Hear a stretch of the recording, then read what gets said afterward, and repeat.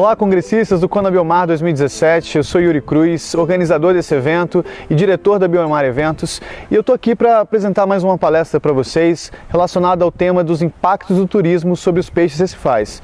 E antes de começar a minha palestra, eu quero falar um pouco sobre a minha formação profissional. Eu sou biólogo de formação, sou bacharel em biologia pela Universidade Estadual de Santa Cruz, que fica localizada em Ilhéus, na Bahia, e durante toda a minha carreira acadêmica, eu desenvolvi pesquisas voltadas para essa área de biologia marinha. Eu comecei estudando, estagiando no laboratório de ecologia de fitoplâncton, trabalhei com taxonomia e com a parte mais ecológica, e depois eu fui descobrindo outras áreas, por exemplo, como o estudo dos cetáceos, né? Eu fiz parte também do grupo de pesquisas de mamíferos aquáticos de Ilhéus, cujo algumas pessoas que apresentaram palestras durante esse evento já falaram um pouco sobre esse grupo de pesquisa, né?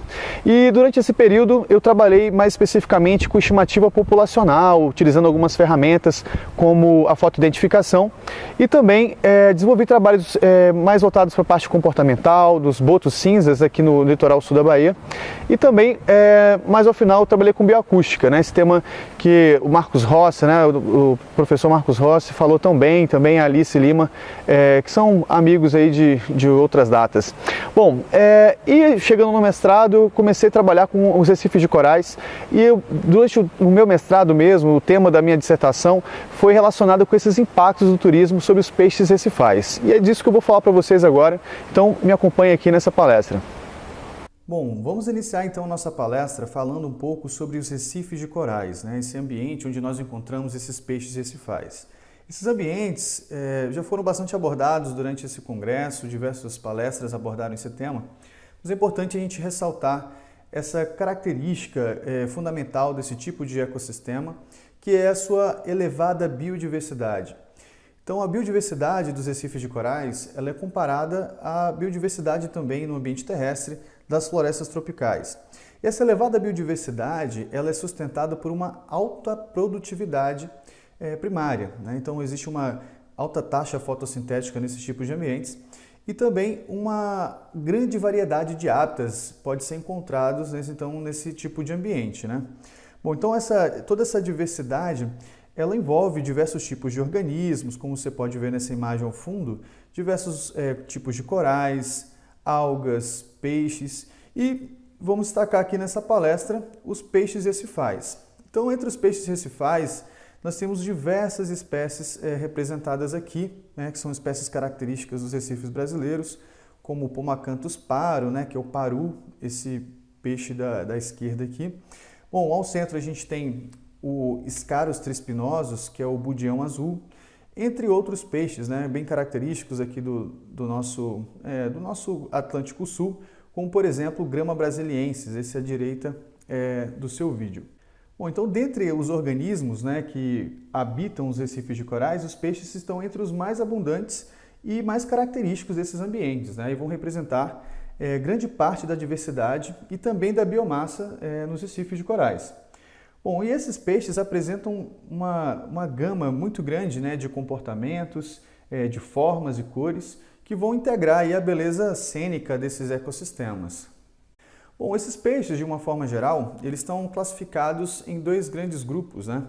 Nós temos aí o grupo dos osteíctes e o grupo dos condrictes.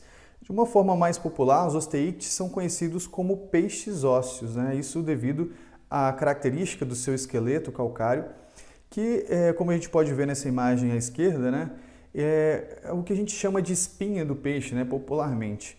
Bom, esses peixes osteíctes, eles são mais abundantes. Nós temos cerca de 22 mil espécies de peixes osteíctes registradas até o momento.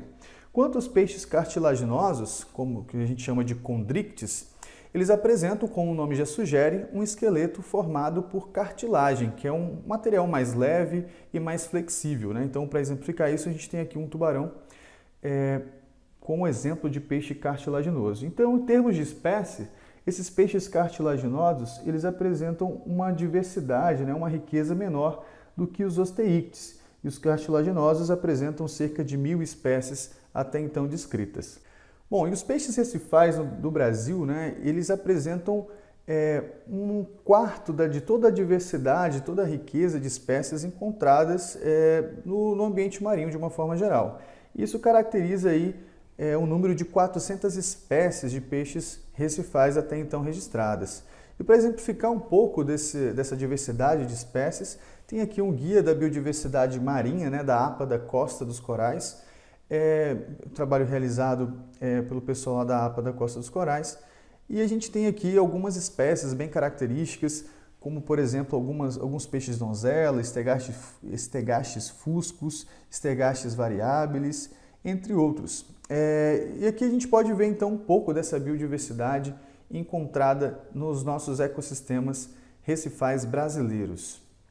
Bom, e dentro desses ecossistemas recifais, esses peixes exercem diversas funções ecológicas, têm diversos papéis dentro das suas teias alimentares. Por exemplo, nós temos organismos como esse Thalassoma noroianum, né, que é um organismo planctívoro, ou seja, ele se alimenta de plâncton, de pequenas microalgas e também animais microscópicos que vão constituir o plâncton nesse ambiente recifal.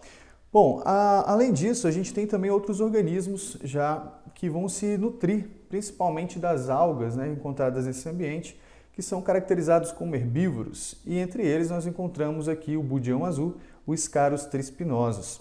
E além desses peixes, né, nós temos também aqueles que estão mais ao topo da cadeia alimentar, como por exemplo o Micteroperca bonaci, conhecido popularmente como badejo, que é um peixe carnívoro, né? Ele vai se alimentar aí de outros peixes e entre outros organismos.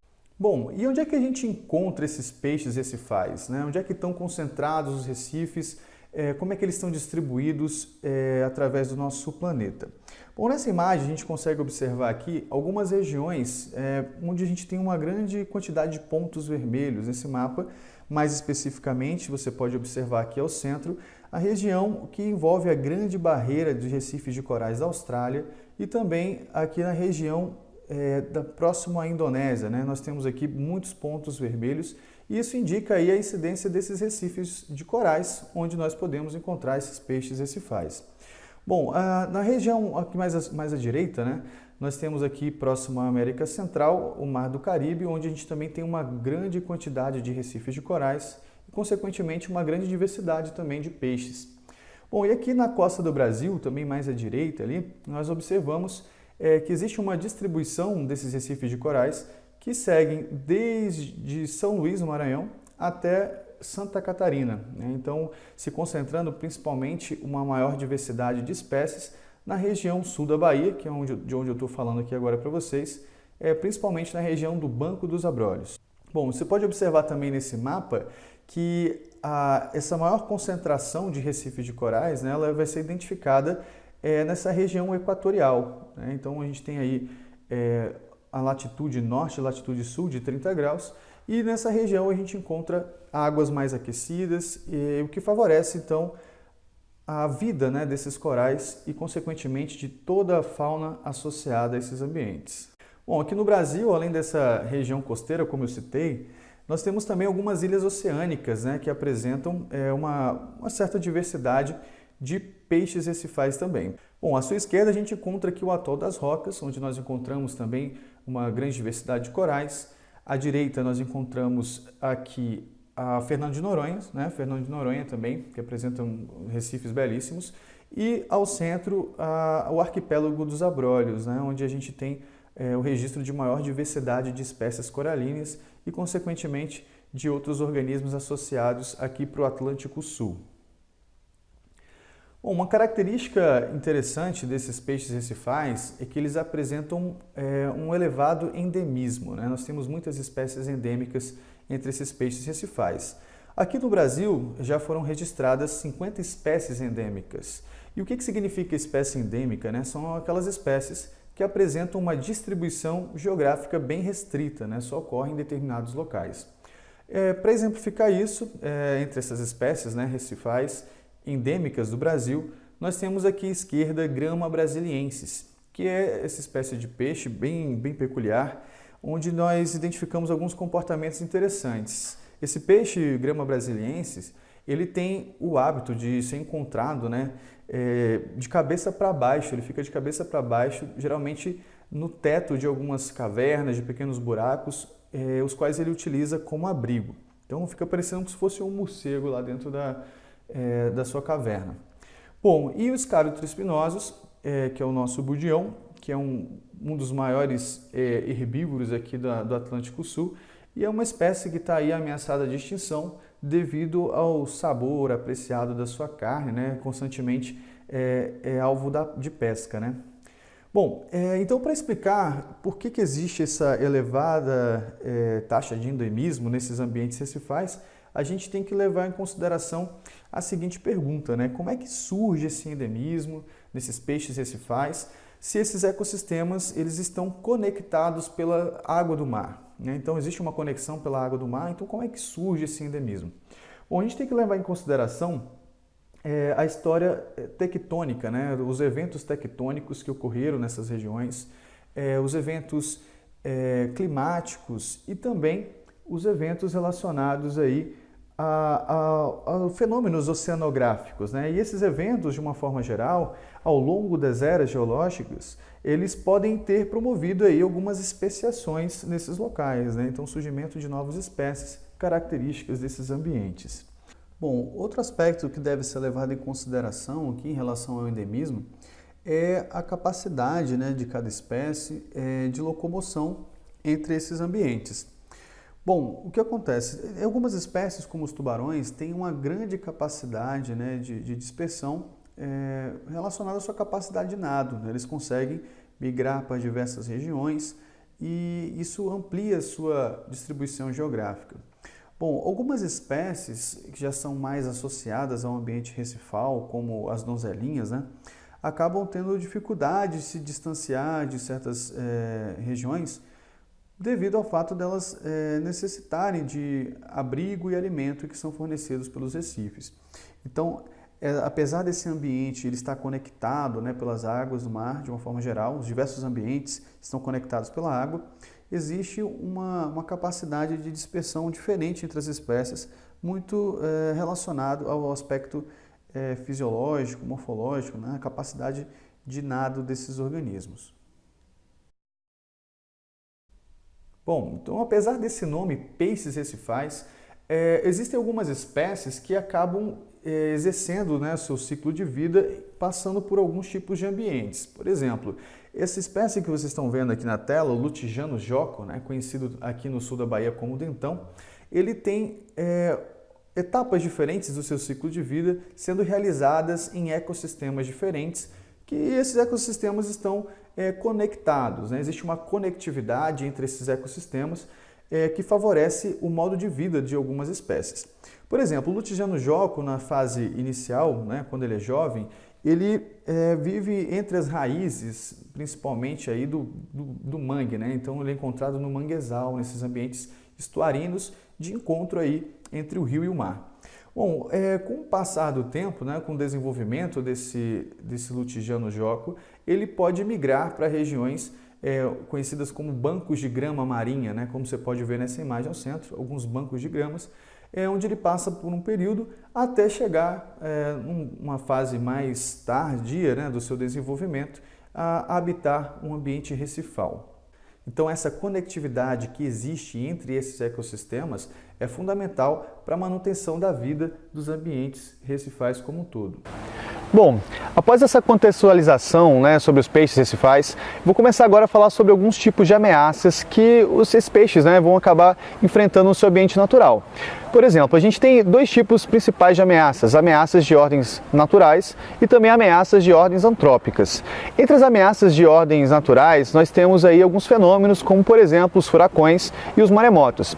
Esses fenômenos são tão violentos que ao passarem, né, através dos ecossistemas recifais, eles acabam destruindo mesmo a estrutura física, né, desse recife. Então, uma série de corais vão acabar sendo mortos e também os peixes, entre outros organismos associados. Bom, então, com a destruição da estrutura recifal, o que que pode provocar isso, vamos dizer assim, como impacto na vida de um peixe recifal? Basicamente, a gente vai ter a redução da disponibilidade de abrigos, né, a perda de hábitat desses organismos e muitas vezes também a redução aí, da biodiversidade, de corais e algas, né, vai reduzir também a disponibilidade de alimento para esses organismos. Bom, e entre os problemas de ordem antrópica, nós vamos destacar alguns a partir de agora. Entre eles, talvez um dos mais perigosos aí para os peixes recifais é essa pesca predatória. A pesca predatória ela pode ocorrer de diversas formas, desde uma exploração exagerada de um recurso pesqueiro, por exemplo, né, a sobreexplotação de algumas espécies de peixes, e num processo no qual o ciclo reprodutivo desses organismos não é respeitado e por isso os peixes não conseguem repor os estoques, né? Não conseguem se reproduzir, gerar novos descendentes e com o passar do tempo essas populações vão sendo reduzidas de forma drástica e muitas vezes acabam até sendo extintas. Como por exemplo a gente tem um caso aqui no Brasil, na região do Arraial do Cabo, onde o budião azul, devido à pesca predatória, ele foi, há um tempo atrás, declarado extinto localmente. Bom, outra forma de pesca, né, que é uma pesca um pouco diferente, né, uma pesca acidental, é realizada vamos dizer assim, pelo despejo de alguns petrechos de pesca, por alguns tipos de resíduos sólidos. E isso caracteriza o que nós chamamos de pesca fantasma, né? Então, nessa imagem ao centro, a gente está vendo aí um tubarão-lixa que ficou preso em uma rede que foi abandonada por algum pescador. Bom, o que acontece nessa pesca fantasma, né? Os indivíduos eles são capturados por essas redes e por outros petrechos de pesca e não são, digamos, recolhidos, né? Aquele petrecho foi abandonado, acaba aprisionando o animal e o animal muitas vezes acaba morrendo de fome, né? Ele não consegue se alimentar porque está preso ali, aprisionado a essa rede, por exemplo. Bom, então esse é um problema que tem acontecido em diversas regiões da costa brasileira, é a pesca fantasma. Bom, e aí, além desses tipos de pesca, existe também algumas que são ainda mais agressivas, né? Nessa imagem à direita, você está vendo aí, é a utilização de explosivos em um ambiente recifal para poder capturar algum tipo de pescado, né?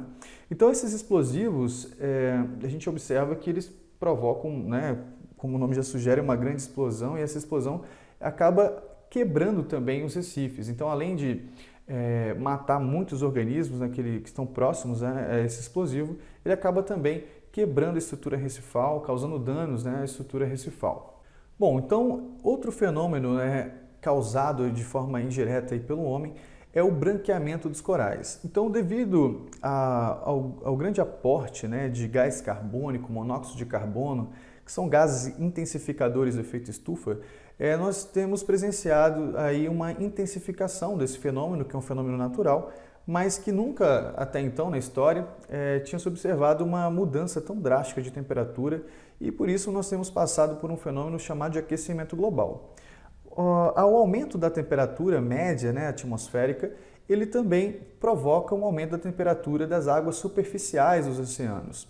E nas regiões mais rasas, onde essa região superficial está mais próxima aos corais, isso pode provocar o que nós conhecemos como branqueamento dos corais. Então, o aumento da temperatura provoca a quebra da relação de simbiose entre as zooxantelas, que são microalgas localizadas nos tecidos desses corais, e que vão dar cor a esse recife, né? Vão dar cor aos corais. Então, quando você quebra essa associação, né, os corais expulsam essas zooxantelas e o coral fica branqueado. Se essa relação se manter, vamos dizer assim, distante, né, ou se esses corais não trouxerem novamente essas zooxantelas para dentro dos seus tecidos, eles podem acabar morrendo, né? Podem acabar morrendo.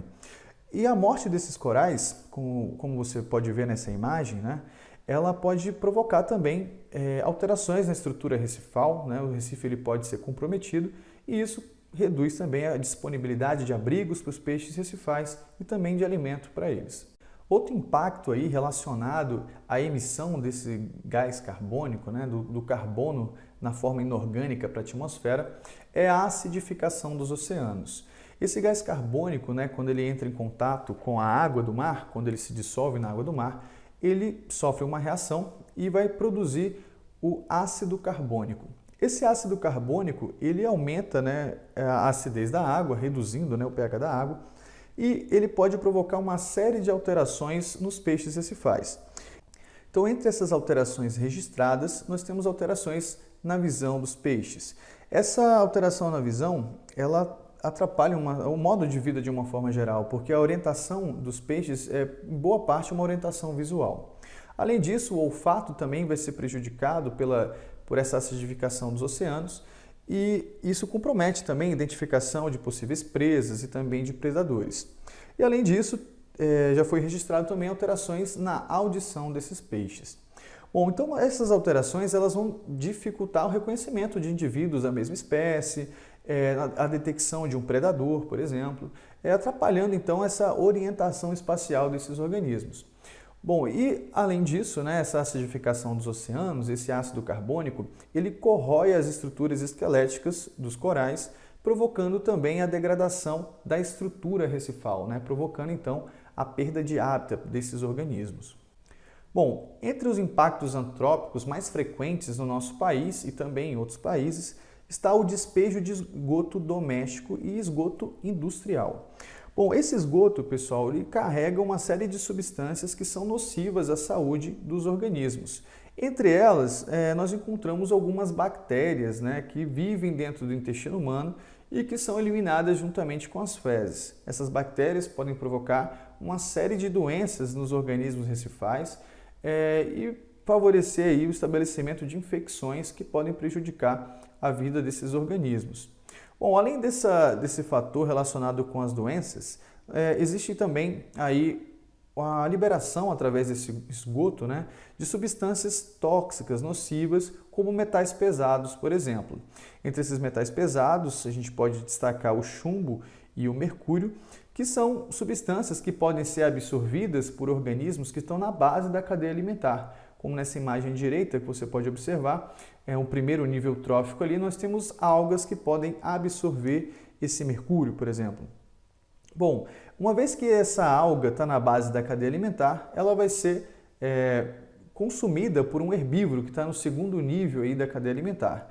Esse herbívoro, ao consumir essa matéria orgânica, né, que constitui essa alga, ele também está consumindo automaticamente esses metais pesados.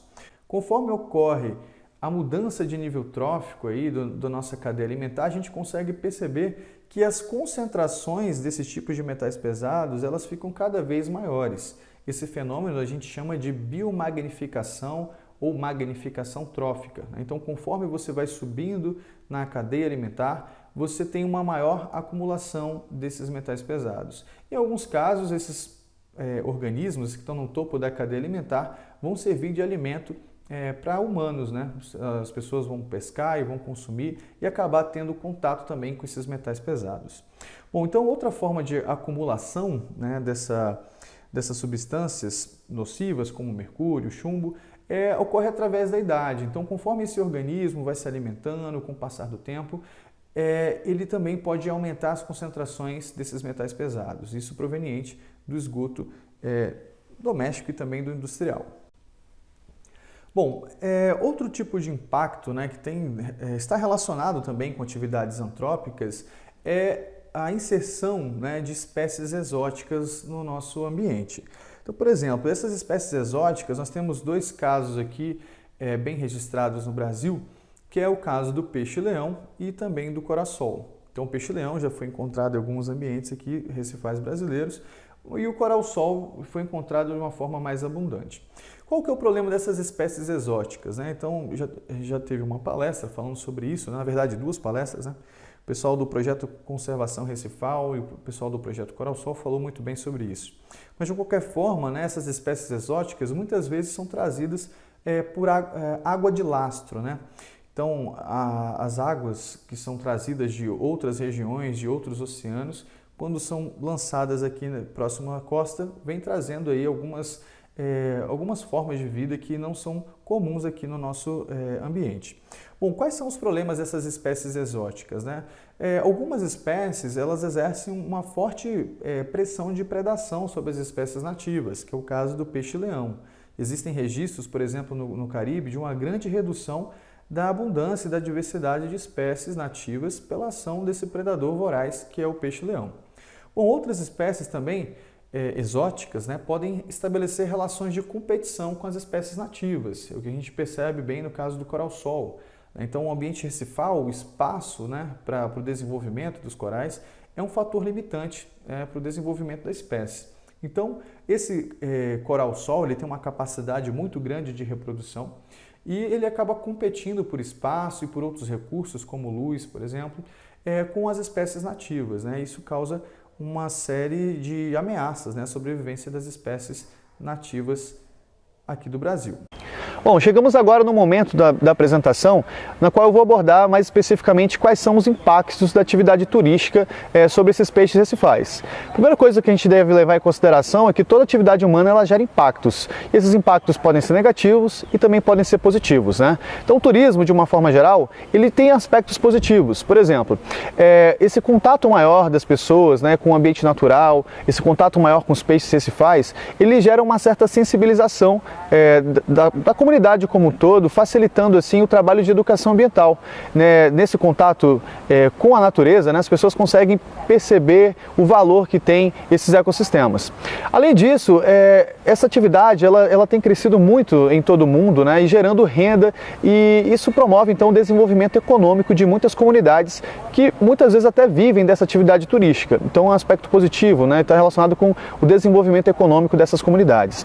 Bom, outro aspecto interessante é que em algumas unidades de conservação, algumas áreas marinhas protegidas, elas permitem, né, a entrada de turistas e a visitação em certas áreas, e elas conseguem também arrecadar alguma renda que pode ser revertida através de ingressos, né, dessas pessoas que essas pessoas pagam para poder entrar nessas áreas, e essa renda ela vai ser revertida para atividades de conservação e de manejo dessas áreas marinhas protegidas.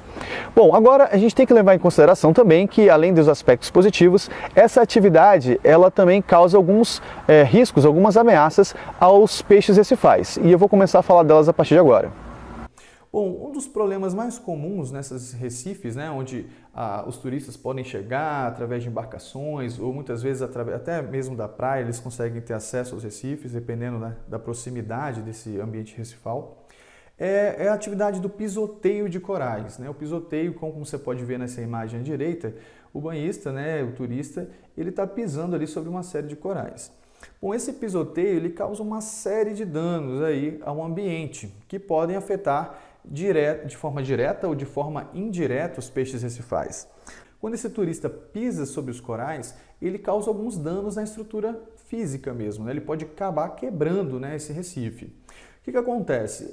Tem alguns trabalhos que têm mostrado que essa atividade de pisoteio ela é capaz de reduzir a biodiversidade de corais encontrados em certas regiões. Isso aqui também é bem visível no caso que eu citei do ambiente aqui, que é o Parque Natural Marinho do Recife de Fora. Né? Então, as regiões onde ocorre ali a entrada dos turistas, a gente encontra uma menor diversidade de espécies de corais. Consequentemente, nós temos também uma redução na quantidade de abrigo, né, para os peixes recifais e também na disponibilidade de alimento, visto que alguns peixes se alimentam também de corais. Bom, uma outra atividade que a gente tem observado aqui na região sul da Bahia é que nos ambientes onde tem a entrada desses turistas aqui, onde ocorre principalmente esse pisoteio, é frequente a gente observar o pisoteio também das fazendas de algas turf, né, o tufo algal, que são cultivadas aí por peixes como as donzelinhas, né, que são herbívoros territoriais. Então esse pisoteio acaba prejudicando ali aquele cultivo, né, que é tão bem cuidado pelas donzelinhas. Bom, e além disso, além da quebra da estrutura recifal, em alguns casos o próprio tecido do coral vai ser prejudicado, vai ser lesionado, né? E essas lesões elas vão poder facilitar o estabelecimento de algumas doenças bacterianas, doenças provocadas por fungos, por exemplo. Né? Então, algumas infecções, alguns tipos de doenças podem ocorrer nos corais devido ao dano causado nesse pisoteio. Tem uma imagem aqui à direita para mostrar um pouquinho da ignorância de algumas pessoas, né, que acabaram escrevendo, né, alguns nomes na estrutura de um recife e depois ele ficou com essas cicatrizes aí. E isso com certeza pode tornar o coral suscetível, né, a essas infecções que eu acabei de citar. Bom, outro dano comum relacionado, né, à atividade turística é os danos causados pela ancoragem de barcos, né? Então, nessas duas imagens à direita, o que você está vendo são âncoras que são lançadas por barcos que estão levando pessoas através de passeios turísticos. Talvez a falta de conhecimento ou mesmo o descaso das pessoas que operam essas embarcações tem provocado, né, a quebra de muitos recifes, de muitas espécies de corais, devido ao uso inadequado, né, das âncoras dentro desses ambientes recifais. Então as pessoas acabam chegando com os turistas, uma tentativa de tornar o desembarque mais fácil para esses turistas, acabam lançando as suas âncoras sobre os recifes, né, provocando aí a quebra, como você pode ver bem nessas imagens à sua direita. Bom, então, assim como no pisoteio, esses danos provocados, né, pelas âncoras vão provocar aí alterações na estrutura recifal, a redução também da biodiversidade, né, a redução dos abrigos de alimentos para os peixes recifais e as lesões que vão facilitar as infecções. Então, um processo bem semelhante ao que acontece nos pisoteios. Bom, então qual que é a melhor forma de fazer isso, né? Então, o que se aconselha às pessoas que operam barcos e tudo mais é fazer o fundeamento desses barcos na região de areia mesmo, né? Então, evitando aí a quebra dos corais dentro desse ambiente recifal. Outra atividade bem frequente nesses ambientes recifais, né, atividade turística, é o mergulho, né? Então nós temos o mergulho na forma autônoma e também na forma livre. Bom, esses mergulhadores, muitas vezes, né, inexperientes, acabam provocando lesões, danos também aos corais, né? Então, nessa imagem à direita, embaixo, a gente está observando aí alguns mergulhadores que estão com suas nadadeiras sob a estrutura de alguns corais, né? E provavelmente isso pode provocar algum tipo de quebra. Bom, e nesse caso, os danos, os impactos são bem parecidos do que acontece tanto no pisoteio quanto no problema dos danos provocados por ancoragem. Nós temos aí alterações da estrutura recifal, a redução também da biodiversidade, redução de abrigos e alimento para os peixes, principalmente. Bom, outro problema relacionado com a atividade turística é o revolvimento de sedimento de fundo, né, que acontece quando esses turistas acabam caminhando, né, através do recife e suspendendo, né, esse sedimento aí, de volta para a água. O que acontece? Quando esse sedimento está revolvido, né, ele aumenta a turbidez da água. Essa imagem à direita ela representa um pouco disso. E esse aumento da turbidez, ele dificulta a orientação espacial de peixes jovens, principalmente, né? Então, esses peixes eles têm uma orientação visual. Quando você suja essa água, fica mais difícil ele poder se orientar, né? Principalmente peixes menores. Bom, então, essa ausência, né, dessa orientação espacial, essa dificuldade que ele encontra de se localizar dentro do espaço, isso torna ele mais suscetível à ação de predadores, por exemplo, e dificulta aí, o encontro, né, entre indivíduos coespecíficos. Existe um trabalho que mostra um aspecto interessante desse revolvimento de sedimento, um trabalho realizado por Milazzo, lá no Mar Mediterrâneo, que essa atividade de revolvimento, né, provocada por alguns mergulhadores, elas têm atraído alguns peixes. Isso porque dentro desse sedimento, né, existem alguns animais, né, que servem de alimento para os peixes e quando o mergulhador provoca esse revolvimento, os peixes acabam conseguindo se alimentar mais facilmente. Então, um aspecto, de certa forma, positivo para o peixe nesse momento, né? Mas a gente tem que pesar aí os prós e contras. Bom, então outro problema muito sério relacionado à atividade turística é a produção de resíduos sólidos, né, e o descarte inadequado desses resíduos sólidos, principalmente do plástico, dentro da água, dentro do ambiente recifal. Então nessa imagem à direita a gente está vendo aqui alguns peixes consumindo plástico, né? E esse plástico, de uma forma geral, ele pode matar esses organismos, podem matar esses peixes recifais de duas formas. Uma que é pela asfixia, né, quando o animal, por exemplo, ele vai consumir esse plástico e ele acaba morrendo asfixiado, então pela ingestão, né, desse plástico.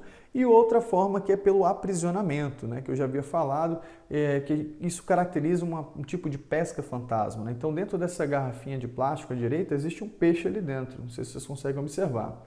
Bom, então o que acontece? O animal aprisionado, ele não consegue se alimentar, e acaba morrendo de fome. Então a gente sabe que um dos principais problemas aí da humanidade, né, é o descarte inadequado desses resíduos sólidos e muitas vezes esses resíduos vão parar nos ambientes recifais, prejudicando aí os peixes também.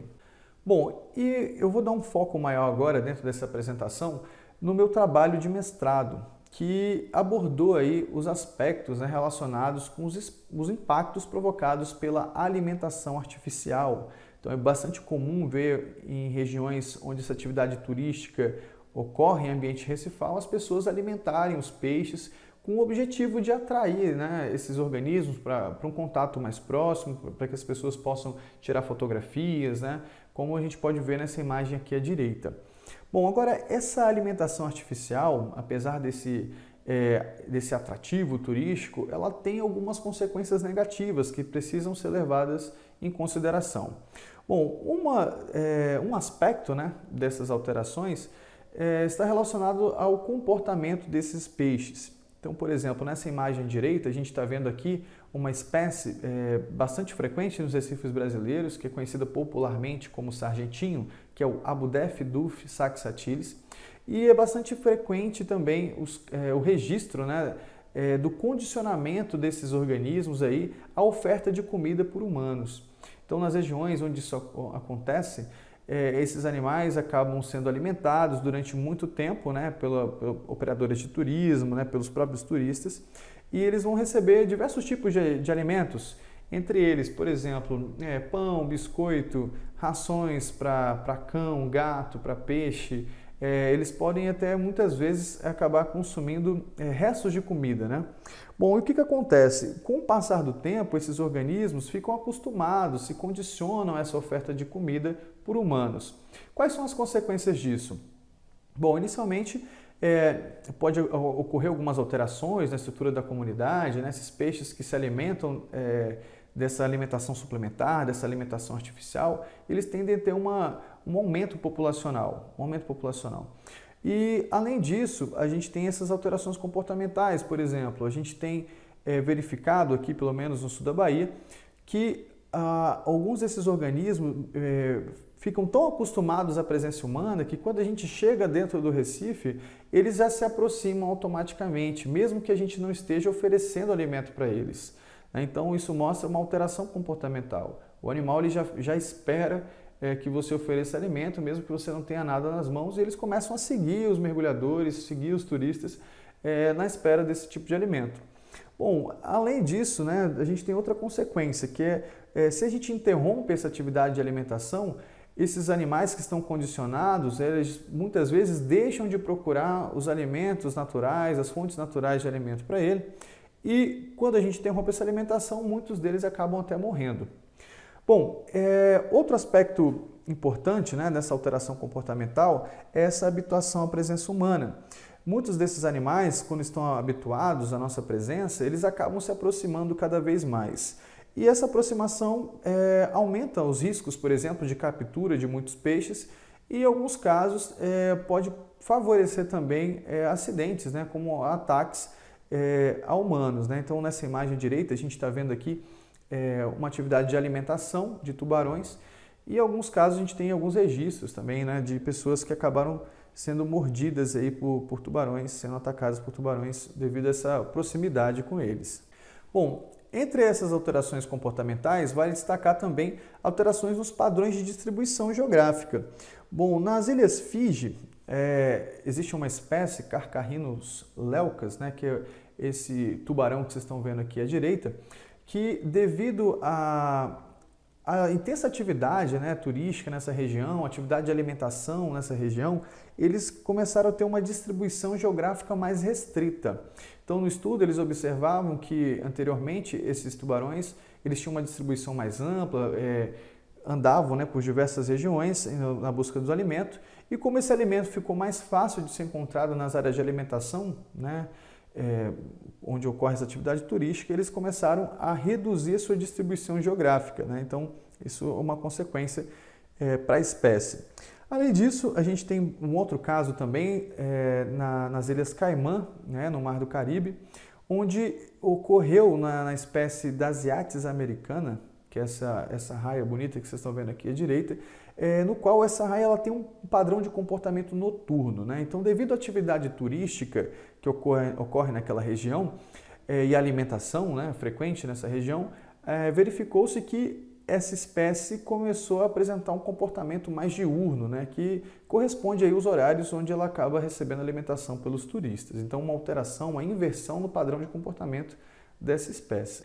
Bom, outra alteração comportamental frequente, né, nessas regiões de atividade, né, turística é o aumento da agressividade dos peixes. Então, na disputa pelo alimento ali, tem se verificado o aumento de interações agonísticas, né, entre organismos da mesma espécie e também de espécies diferentes. Então, esse aumento da agressividade pode ser percebido através de eventos de perseguição, de mordidas, né, os animais acabam ficando mais agressivos.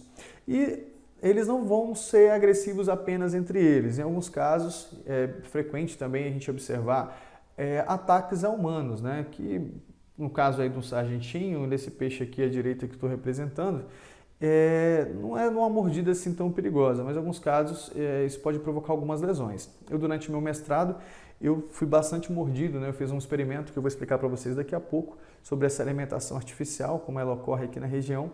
E eu sofri várias mordidas, era bem frequente, até que eu comecei a usar a lupa para poder trabalhar. Então, eles acabam mordendo os turistas. Em alguns casos, isso acaba até assustando algumas pessoas que não estão acostumadas e acabam tendo medo, né, de voltar mesmo para aquele ambiente. Bom, além desses impactos diretos, né, que a gente citou, existem alguns impactos indiretos nesses organismos, né? Então, por exemplo, a atividade turística aqui na região sul da Bahia, ela tem favorecido o aumento das populações desse Abudef-duf saxatilis, né, que é o sargentinho que está aqui à esquerda. Bom, durante a atividade de alimentação, nós registramos aqui um fato bem interessante, que durante a alimentação, as aglomerações desses sargentinhos favoreciam a atividade que a gente caracterizou como se fosse um tipo de furto, né, às fazendas de algas cultivadas pela donzelinha aqui, Stegastes fuscus. Então, esse Stegastes fuscus é um peixe territorial, né, que cultiva algumas algas em o que a gente chama de fazendas. Durante essa atividade de alimentação, com essa aglomeração de sargentinho, esse peixe, né, a donzelinha, ele tem um aumento da sua atividade, digamos assim, de defesa desse ambiente territorial. Então ele fica muito agitado, procurando defender o seu território e acaba se distanciando muitas vezes da sua fazenda na perseguição de algum peixe dessa espécie de sargentinho. Enquanto ele está seguindo um sargentinho, o outro sargentinho vai lá e se alimenta das algas dela, né? Esse sargentinho é um organismo onívoro, né, bem oportunista, e eles acabam detonando praticamente a fazenda de algas da donzelinha, enquanto ela tenta defender seu território, né? Então, nós registramos aqui que ocorre um aumento das interações agonísticas, né, dessa donzelinha, e ela acaba se alimentando menos, né, porque ela tem que defender seu território, ela come menos, e acaba gastando mais energia na defesa da sua fazenda.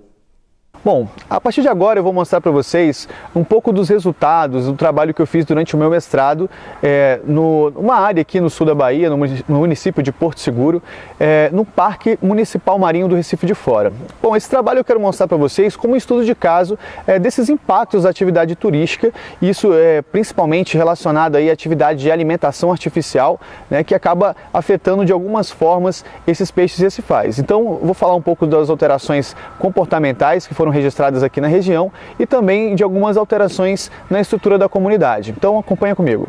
Nesse trabalho de mestrado, além de análise, né, de estudos relacionados à estrutura da comunidade, eu fiz um experimento de alimentação artificial e esse experimento de alimentação artificial permitiu a gente verificar algumas coisas, né? Foi um experimento realizado nessa área, que é o Recife de Fora. Essa imagem é do Atlas de Mapeamento Físico do Recife de Fora, né, do projeto Coral Vivo. Eu fiz um recorte aqui mostrando para vocês a área onde eu fiz o meu estudo. Então nós temos aqui, dentro desse círculo, a piscina de visitação, né? O nome já sugere, é onde as pessoas acabam realizando atividade turística, e é a área onde ocorre a alimentação desses peixes, né? Bom, e para ter um controle, né, dentro desse ambiente, nós fizemos também, replicamos, né, esse experimento dentro da piscina do Golfinho, né, que é uma piscina menor que fica próxima à piscina de visitação, onde a atividade turística não acontece. Então, para ver uma área onde ocorre a atividade e uma área onde não tem essa atividade turística. Bom, basicamente esse experimento, ele foi constituído, na verdade, de sessões de filmagem remota na área de alimentação e no controle, né? Então, para fazer essa filmagem remota, eu utilizei uma câmera GoPro, bem simples mesmo, que foi instalada na borda da piscina, como vocês podem ver nessa imagem. Essa imagem representa aí uma etapa desse experimento, onde eu estou ali em torno de 1,5 m, né, dessa câmera. E os peixes foram contabilizados nesse espaço entre a câmera e eu, né, que no caso tinha mais ou menos 1,5 m.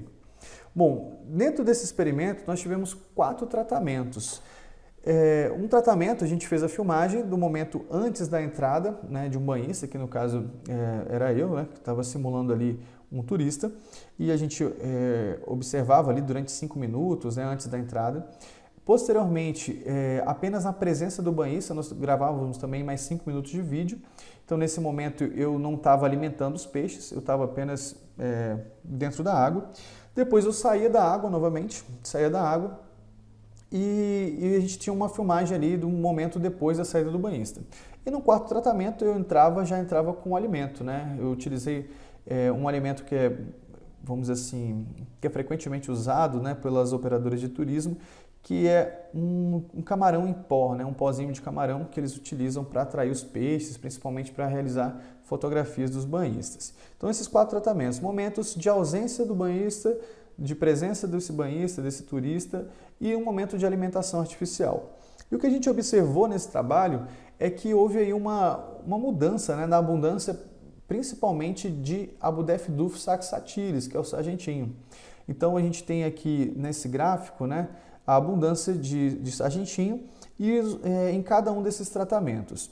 O que a gente observou é que na área controle a gente teve um aumento aí da nossa abundância dessa espécie de acordo com a chegada dessa atividade de alimentação. Então, quando estava alimentando esses organismos, a gente tinha um aumento da abundância dessa espécie. Bom, e já na área de alimentação, onde essa atividade acontece de forma constante, a gente observou 2 coisas interessantes. Uma é que quando os banhistas, né, não estão na água, a gente tem aí uma pequena quantidade desses organismos, né, presentes.